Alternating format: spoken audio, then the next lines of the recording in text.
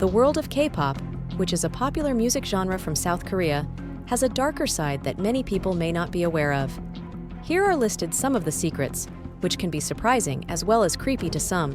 1. The slave contracts. Korean pop stars don't simply sign a contract and start making music.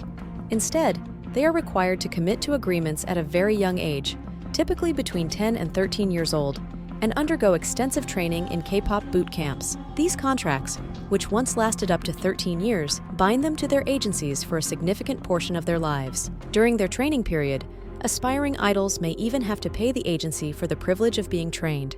Attempting to break free from these contracts can come at a high cost, sometimes requiring idols to pay the agency 3 times the amount invested in them, which could far exceed what they have earned in their entire career. Despite some legal reforms that have alleviated certain aspects of this system, the industry still holds adults accountable to contracts they signed as minors, perpetuating a culture where exploitative practices and harmful behaviors persist. 2. Forced plastic surgery. In South Korea, it's a common practice for aspiring K-pop stars to find clauses in their contracts mandating plastic surgery.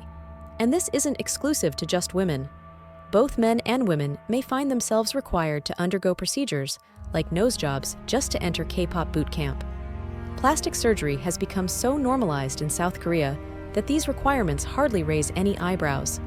About half of Korean women have undergone plastic surgery by their late 20s, often opting for procedures like double eyelid surgery to conform to Western beauty standards. Even when a journalist tried to investigate and raise concerns, many of the stars she interviewed failed to see why it was an issue. Instead, they viewed it as a positive step toward becoming more attractive. 3. Working as servants. For about 10 years, stars go through a tough time learning their craft, almost like being in slavery.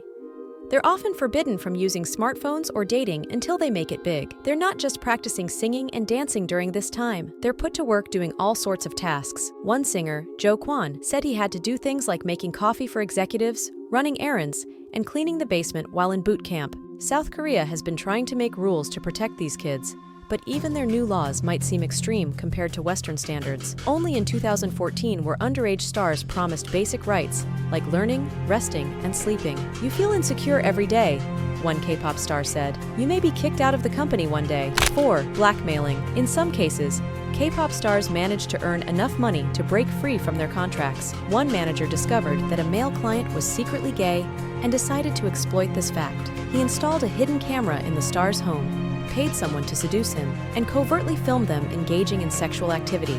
Then, he threatened to expose the footage to the young man's parents unless they paid him. 5. Problem of anti-fan stars don't only have supporters, they also have anti-fans who wish them harm, sometimes even death. While most of these anti-fans stick to leaving mean comments online, some go further. One fan went as far as to poison K-pop singer Yoonho's drink, sending him to the emergency room. The incident left Yoonho deeply traumatized, struggling to trust others for years afterward. Perhaps the most extreme case of anti-fandom is that of Daniel Lee, also known as Tableau, a Korean musician.